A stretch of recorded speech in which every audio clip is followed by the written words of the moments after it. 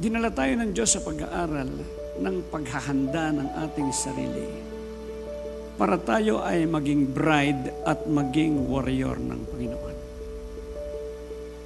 Bride dahil ang rapture para sa kasalan ay magaganap sa panahon ng Great Tribulation.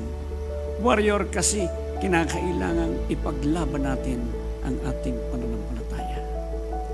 Wala pong katagang rapture sa Biblia. Ang ginamit po doon ay hapsardo.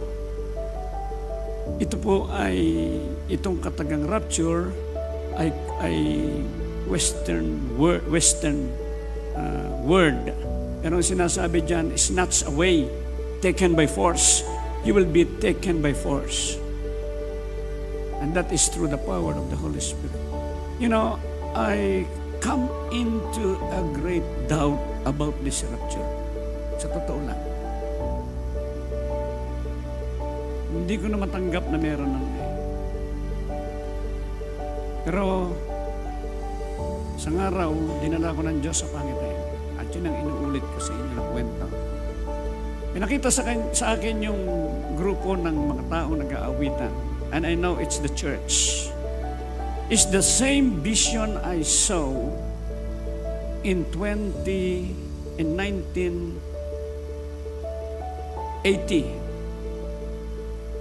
when the Holy Spirit was first poured in this place. It's the first vision I saw. God repeated the vision. I saw the people singing. When my eyes blinked, because I had open eyes when I saw the vision, half of that group of people was gone. Ay sabi ko, ganun talaga ang sinabi ng Biblia eh. In the twinkling of an eye. That's how fast the rapture will be. The snatching away of the church. And this is during the days of the Great Tribulation. I am definite about it. My stand on this will not change as far as Bible exegesis is concerned. Now, when you look at history, when you look at prophecy, and when you look at proper biblical interpretation, lahat ay magkakaayon sa nangyayari sa ngayon. Nangyayari ngayon, propesya ngayon, naiintindihan natin sa Biblia ngayon, sumasang-ayon lahat sa pagbabalik ng Panginoon Hesus. Kaya ngayon, maraming wake-up call. Salamat kay Kuya Tim, gumising. Pray for others who have to be awakened by God. When I roam around Cavite, I saw in my own eyes that 99% of the body of Christ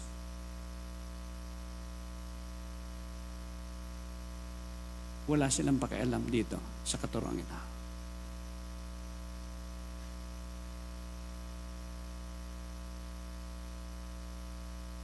They are too preoccupied with predestination doctrine or theory, prosperity gospel, and Nicolaitan spirit. Yung tatlong yung demonyo, deception sa nakadali dito sa church sa Cavite. But God is making up a wake-up call to some churches willing to open up. You just pray for them. Wala tayong magagawa. There will be the church taken by God, and there will be the church left behind. But it's a matter of choice. Nasa inyo yan. Gaya ng sabi ko sa inyo, bahala na kayo sa lahat ng properties ng school at ng ICF. Pag nawala na yung mga kinuha ng Panginoon, ini-endorse ko na sa lahat na may iwan. If you want, I will make the last will and testament. So much for that. Kinakailangan ko lang sabihin ito para maintindihan ninyo. Bakit ang ating pag-aaral ay tungkol sa paghahanda? Dahil meron tayong pinaghahandaan ang pagbabalik ng Panginoon at ang pagharap natin sa matinding tribulasyon. The church is both a bride and a warrior. The church must be a warring bride. Yan sabi sa Revelation, he who overcomes. You must be an overcomer. Are you a winner or a loser? Winner. Magkanong pinanalunan ninyo? Basta hindi naman kami nataya sa loto. Okay. Let us continue with our study. On our preparation, we need the sword of the Spirit. Let's lay down some biblical verses. 2 Corinthians 10:4-6. For the weapons of the warfare of us are not fleshly, but are divinely powerful to the demolition of strongholds, overthrowing arguments and every high thing lifting itself against the knowledge of God, and taking captive every thought into the obedience of Christ, and in readiness, and having to avenge all disobedience, when you might have been fulfilled your obedience. Tingnan natin itong bawat bahagi nito. For the weapons of the warfare of us, or for our weapon, the weapons of our warfare are not carnal, but are divinely powerful. Pag sinabing not carnal, not fleshly. Pag sinabing not fleshly, it's not bodily or temporal, it's not of the flesh. Ang sinasabi, our weapons are not human weapons, nor human means. Hindi tayo pwedeng umasa sa sarili nating kakayanan at sa sarili nating sandata sa ating pakikipagdigmang spiritual. Because we wrestle not against flesh and blood. Our enemies are the forces of evil. Gaya ng pinag-aralan natin last week, nakita natin may hierarchy. At ang boss, si Satanas, na dating si Lucifer. At ang sabi dito sa talata, they are divinely powerful, they are provided by God, and they are divinely powerful. Para maintindihan natin yung divinely powerful, tingnan natin yung sinasabi sa Old Testament tungkol sa katagang power. Dahil yung word na ginagamit sa New Testament, ang concept na naandoon or concepts ay Old Testament concepts. Jewish writer ito na nagsulat sa Greek language with the Jewish mind, hindi Greek mind. Okay? So, nagsulat ng New Testament ay mga Hudyo, hindi mga Greek people. Ay yung mindset na ginagamit nila ay Jewish. Ang language na ginamit nila ay Greek language. Kaya dapat nating maintindihan yon para bumalik tayo doon sa Jewish mind para maintindihan itong Greek word na ito. Okay? Ang sabi sa Deuteronomy 9:29, they are your people and your inheritance whom you brought out by your mighty power and by your outstretched arm. Deuteronomy 9:29. Yung mighty power, pag sinabing power, ang kanyang Hebrew word ay kawak, nang ibig sabihin, separating, securing, and protecting power.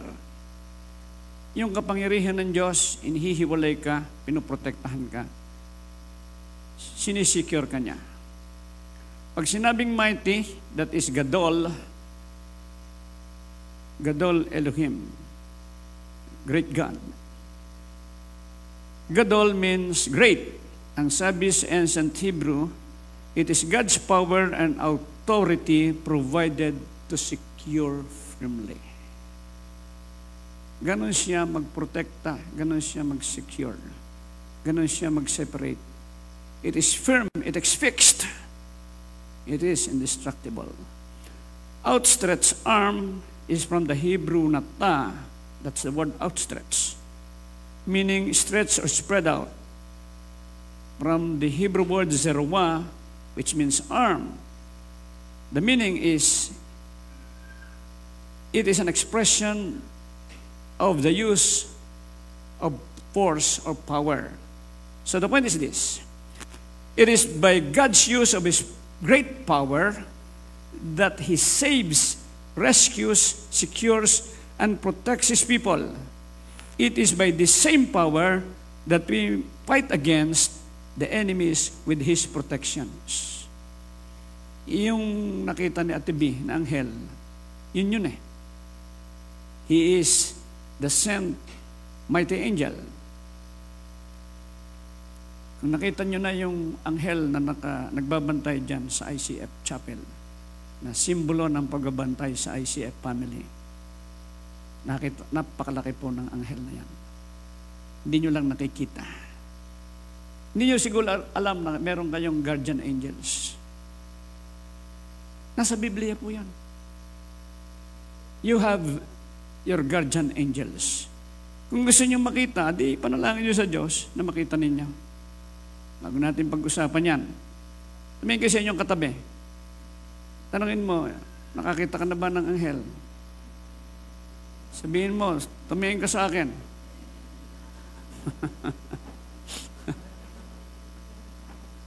Ano ba nakita nyo? Okay. Ito yung panahon, merong manifestations niyan eh. Kasi lahat ng pwersa ng kadiliman, pinapakawalan sa sanlibutan eh. Kaya kinakailangan ding gamitin ng Diyos ang kanyang military force. No? Laban ng spiritual yan eh. Kaya hindi kayo nag-iisa. Meron na kayong anghel, meron pa kayong Diyos. Meron pa kayong mga armas. Pero hindi pwedeng hindi kayo lalaban. Sabi ko nga sa inyo last week, huwag naman kayong paiyakin lang ng demonyo. Baka naman kayo paiyakin lamang. Ay di tuwan-tuwa lang sa inyo ang kaaway. Ba, hindi ganon. May panahong okay lang umiyak.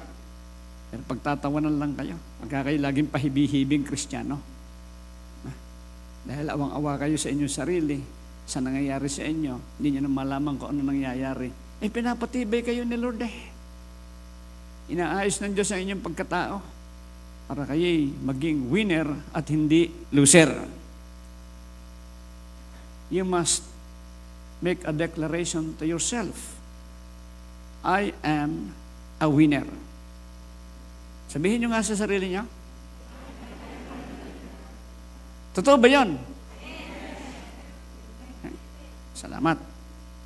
Si Ate Presi, hindi na yan payak-iyak. Nakaw, nung araw yan. Pagdadating niya sa opisina, payak-iyak, pahibi-hibi. Kabigayin pa rin hanggang ngayon. Hindi na. Okay. Demolition of strongholds. The word demolition simply means extinction. And that's the KJV, King James Version, renders it pulling down, and NIV renders it demolish. But the literal is demolition and extinction. Inaalis, winawasak si Mayor ng Maynila. Ang daming ginagawang demolition ngayon. Ano? Sipin mo nga ba naman yung tawag doon? Pedestrian road. Tinayuan ng barangay mismo ng kanilang barangay hall. Nakakatuwa talaga sa Pilipinas. Eh. It's more fun in the Philippines. No? Ang sabi ng batas, the road and the pedestrian lanes must be free from obstructions 24/7. That is in the Civil Code of the Philippines, in the Laws on Property. Eh bakit sa Pilipinas, kahit karsada ginagawang grahe? Eh, wala ho ikang mapagtayuan ng grahe. Pero nakapagtayo ng bahay, where there is a will, there is a way. Hindi ako naniniwala na hindi mangyayari yun eh. Kung meron lang tamang pagpapatupad ng batas. Eh yun, nangyari tuloy sa Maynila. Tama naman ang ginagawa ni Mayor. Na? Kaya kayo, huwag kayong magtatayo ng tindahan doon sa pedestrian. Kung kayo may nagtitinda, huwag na kayong makigaya doon sa nagtatayo, yung hindi kanila kinukuha. That is actually stealing from the government.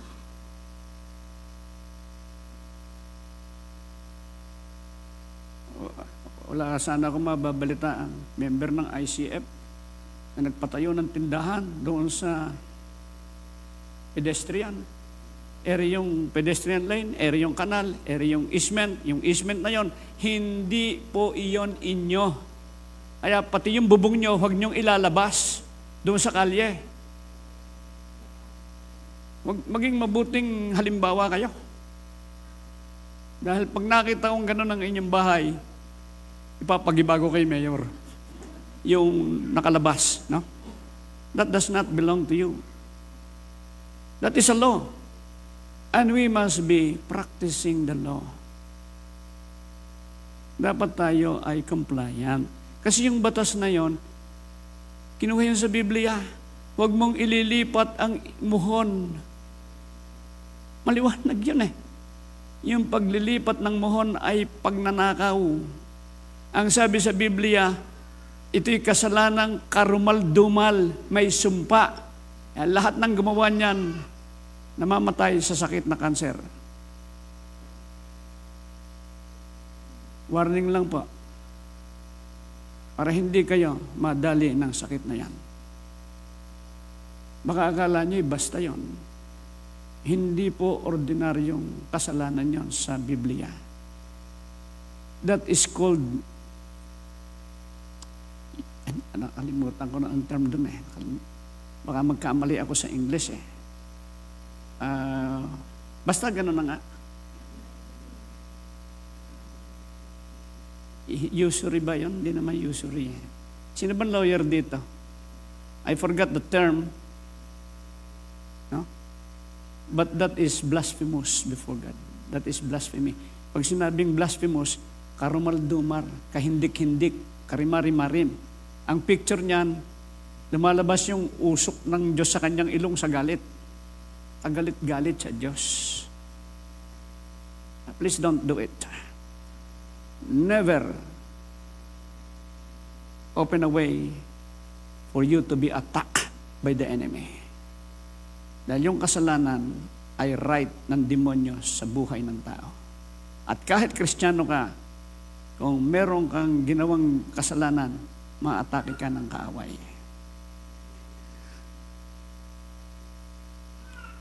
Demolition is extinction, demolition. Strongholds, that is fortification. Muog. Demolition of strongholds are the destruction of strong defenses of the enemies. Overthrowing arguments and every high thing that exalt against the knowledge of God. To overthrow means to lower or demolish. Argument means reasoning, and overthrowing of arguments means demolishing the reasoning. High thing is barrier, lifting, raise up. Knowledge, it's the act of knowing God, and knowledge through the knowledge of God. God's armor, the knowledge of God and the knowledge from God, destroys every barrier raised against knowing God.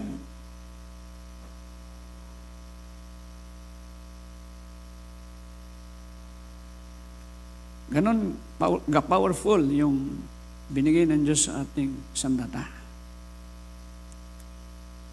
Lahat ng barriers na ito, philosophies, beliefs, reasonings, arguments, thoughts that are separating us barrier into knowing God, kaya itong gapiin ng sandata ng Diyos. God's armors are greatly powerful to demolish them all. Alala ko minsan ako'y nag-evangelism dyan sa Daine. Nakasakay ako sa jeep. May nakausap akong kaibigan ng tatay ko. Magkasama sila sa Corsilio. Mamimigay ako ng tracts. Sabi niya, hindi ako naniniwala sa Biblia. Sabi ko, naniniwala naman ako kay Kristo. Oo, Corsilista ika ako . Yung mga sinabi ni Kristo, nasa Biblia . Paano hindi niyo paniniwalaan? Ang mga sinabi ni Kristo na nakasulat sa Biblia. Sabi niyo, naniniwala kayo kay Kristo, tapos hindi kayo naniniwala sa kanyang mga sinabi na nakasulat sa kasulatan. Paano kayo naniwala kay Kristo? Isa nakakibo, pahiya siya. You see, takes a simple wisdom of God to defeat the arguments of the enemies. Pag sinabing wisdom, ang tawag dyan sa Hebrew ay hokma or kokma. Makikita niyo ang gitna noon ay letter M, bukas na M. Nang ibig sabihin, pag sinabing wisdom, ito yung pagbubukas ng puso ng Diyos sa iyo para ipakita ang nilalaman noon.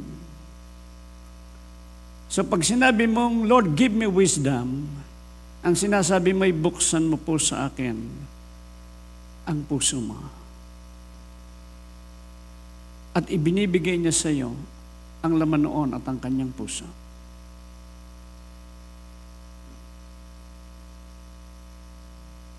And the greatest wisdom comes from God. What is that greatest wisdom?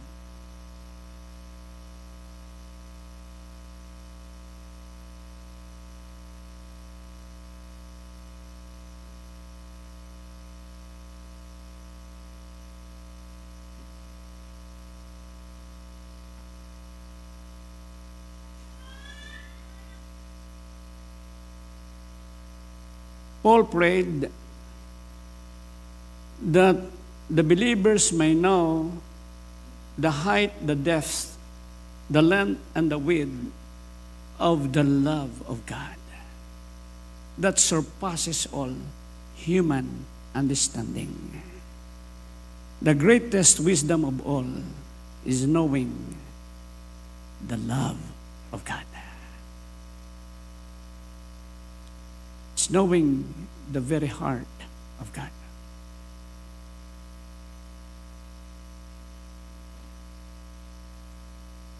Kung minsan hindi mo maintindihan yan, at kung minsan ang paraan para maintindihan, doon lang sa panahon na ikaw ay nagkamali.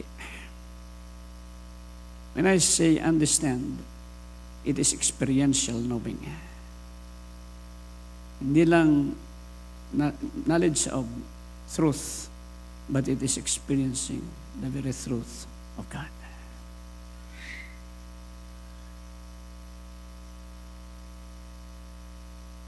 When you know that wisdom, you are a winner. Love is the greatest of all.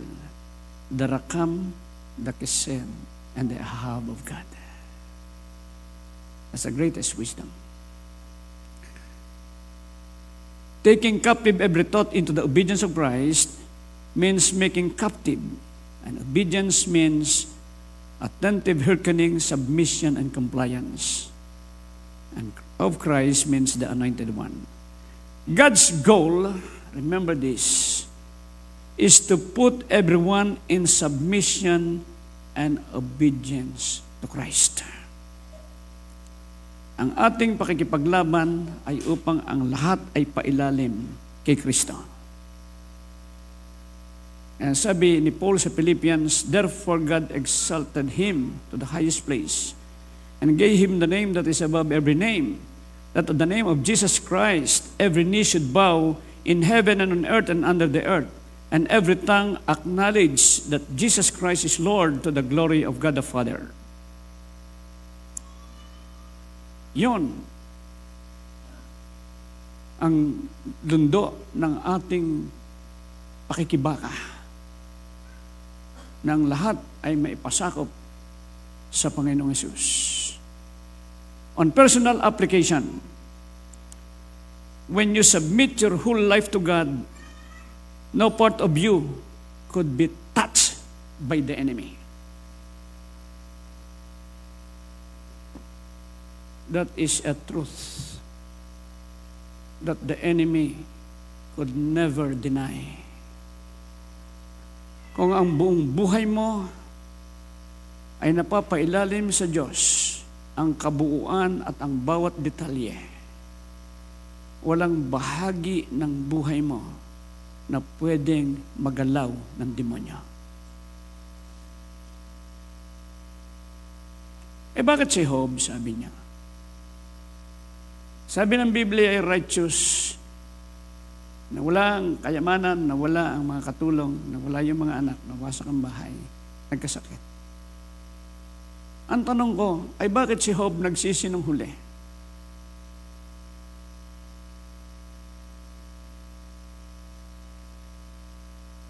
Doon sa mahabang proseso na pinagdaanan ni Job, doon lumutang ang kahinaan na nasa kanyang puso. Self-righteousness. Yon ang kanyang huling pinagsisihan na pinadaan siya ng Diyos sa 40 chapters sa aklat ng Job bago niya matutunan, bago niya nakita, bago siya nabago ng Diyos. God spares nothing good for you, just for you to be conformed completely, maturedly, in the likeness of Jesus Christ. Kaya ang bawat isa sa atin ay may kani-kanyang pinagdadaanan. Ang masasabi ko lang sa inyo, please, huwag ninyong tatambayan. What? Life must go on.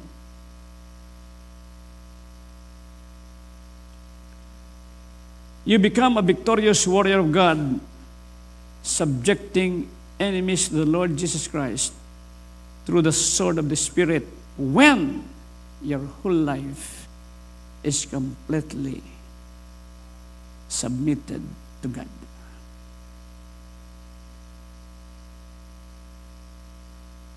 You must win the battle within before you could win the battle without.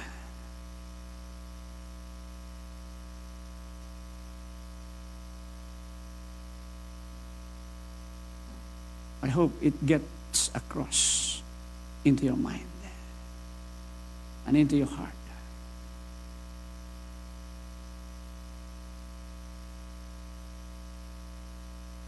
Your greatest enemy will be the one you are fighting inside of you. Yung gusto mo na mangyari, yung nararamdaman mo na gusto mong mangyari, yung iniisip mo at yung pinaplano mo at yung ginugusto mo na mangyari na hindi kagustuhan ng Diyos. That is your greatest enemy. And you will only win the battle through complete submission, followed by complete obedience. Unconditional obedience. No ifs, no buts.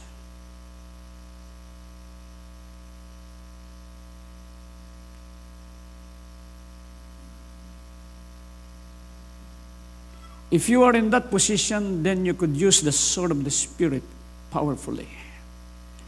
The sword of the Spirit in Ephesians 6:17 is the word of God, the rhema, meaning an utterance in the Greek language. It is the word given by the Holy Spirit to fight against the enemies. It is always in line with the biblical principles in the written word, which is called the Logos or the Bible. Once you hear, believe, and speak it out, the Spirit implements that rhema, and you see the results. The fully submitted life to Christ as Lord uses God's arm powerfully. This is how you use the Word of God, the rhema, which is the sword of the Spirit. Yung Bibliyang nasulat, tawag dyan Logos. Ang tawag din kay Jesus, Logos. Pero pag ginamit ng Espiritu ng Diyos sa iyo, ang tawag dyan rhema. Word of God din yan. Pero yun naka-align doon sa nakasulat sa Biblia. Hindi ka kontra. Kaya lahat ng sinasabing prophecies ngayon, kinakailangang checkin ninyo kung tama sa sinasabi ng Biblia.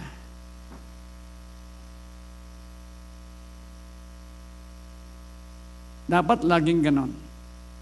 Laging magkaayon ang nasulat na salita ng Diyos na siyang prinsipyo ng Diyos at ang kapahayagan ng Espiritu Santo na tinatawag nating rhema o salita ng Diyos. Hindi gagawa ang Espiritu ng laban o kontra, kulang o labis sa nasulat ng mga prinsipyo ng Diyos. Yung hindi na natin alam, hindi na natin alam. Secret things belong to God. Huwag na nating arukin. Baka masira utak natin.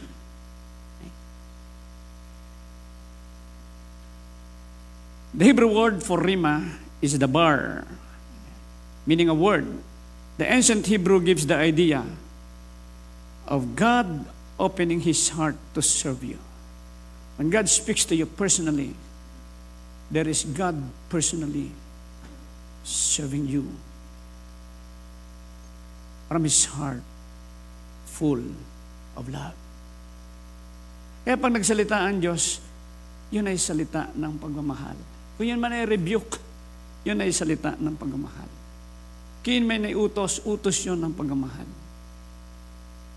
Kung yun may saway, saway yun ng pagmamahal. That is the bar. The bar rhema is what is in the heart of God, being revealed to you. Since it is from God, then it is powerful. God is with that rhema. He honors His word. Kita niyo yung faith ng centurion. Lumapit sa Panginoong Hesus, ang sabi, ang aking katulong sa bahay. Ang iba, ang sabi, ang aking anak, ang aking kasama sa bahay ay may sakit. Sabi ng Panginoong Hesus, pupunta ako doon sa bahay mo. Sabi ng centurion, Lord, hindi na kailangan pumunta ka roon. Magsalita ka lang at gagaling na ang aking alipin. At umalis siya na may pananampalataya at ang sabi ng Panginoong Hesus, I have never seen such kind of faith in Israel. And remember, the centurion is a Roman centurion, a Roman soldier. He's not a Jew. But he believed that when Jesus speaks, His words will come to pass. Ang ginawa niya, umuwi siya at nakita niya yung kanyang may sakit na nakatayo at magaling na. Nagtanong siya sa mga kasama sa bahay, anong oras ito gumaling? At compute niya exactly nung magsalita ang Panginoong Hesus ng, go home, your servant is healed. When God speaks, it is finished.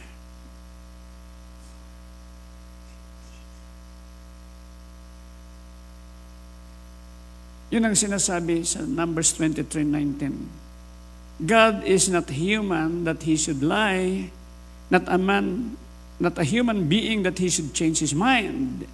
Does He speak, amar, and then not act? Does He promise and not fulfill?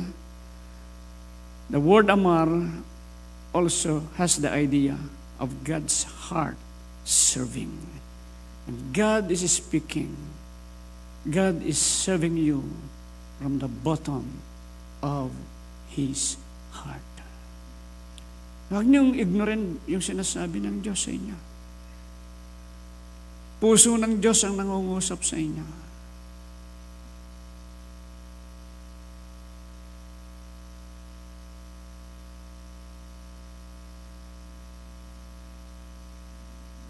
May kausap ako kagabi. Nag-text siya ng umaga, gabi ko na nabasa. Meron siyang sakit, second stage cancer. Tinawagan ko. Sabi ko, tanong ko, ikaw ba'y nakalista na? Sabi, nakalista saan? Kay San Pedro. Tawa siyang mabuti. Tapos sabi, pag-pray mo ako. Sabi ko, alright. Pag nagsalitaan Diyos sa akin, sasabihin ko sa iyo. Nung nag-uusap kami, meron akong sinabi sa kanya. Hindi ko alam na ginamit ng Diyos, nag-minister sa kanya. Yung prophecy na narinig niya noon, na inignore niya, binuhay uli sa kanya nung magsalita ako sa kanya. Ang ginamit ay, God must be your first love. Yun ang ginamit ko. Kaugnay noon yung ginamit ng propeta na nagsalita sa kanya. Nirefresh lahat ng Diyos sa kanya. At dinala siya ng Diyos sa malalim na pagkipag-usap. And then I shared about the second coming. I-share ko yung Matthew 24, yung outline nun. Sabi niya, my spirit perfectly agrees with what you texted to me. I pray for the church that this church may be ready for the coming of the Lord. Sinabi naman ng Panginoon, kung karamihan man ay hindi nakikinig, bubuksan ko sa iyo yung aking mga nihanda para makinig. Because your mission is to help prepare the church for the coming great tribulation and the coming of the Lord. Church, you pray for churches. Para yung iba naman, hindi maiwan. Kawawa naman. God with His heart serves with His word, and He does His word. Tandaan natin, kapag nagsalita ang Diyos para sa Kanya, tapos na yun.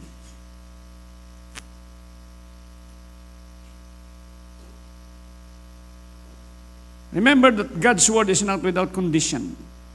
And the condition is obedience. Obedience unlocks the blessings. Disobedience unlocks the curse, judgment, and punishment.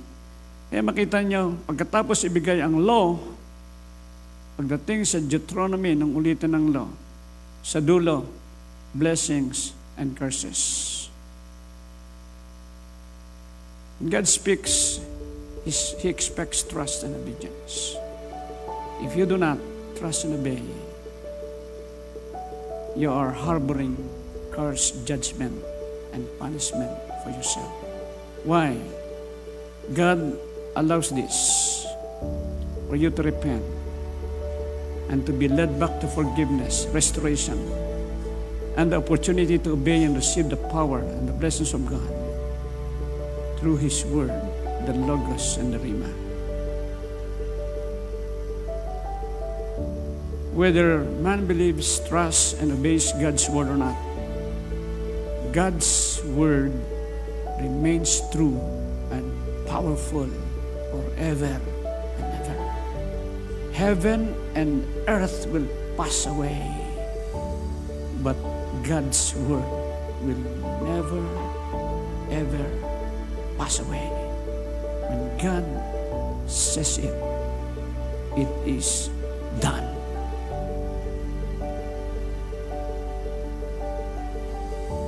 This is the sword of the Spirit that God is giving to every believer to fight the battle, to win, and to prepare himself or herself for the coming of the Lord. Church, use the sword of the Spirit. Be armed. We're facing great spiritual battles ahead. And you must be ready. Let us pray.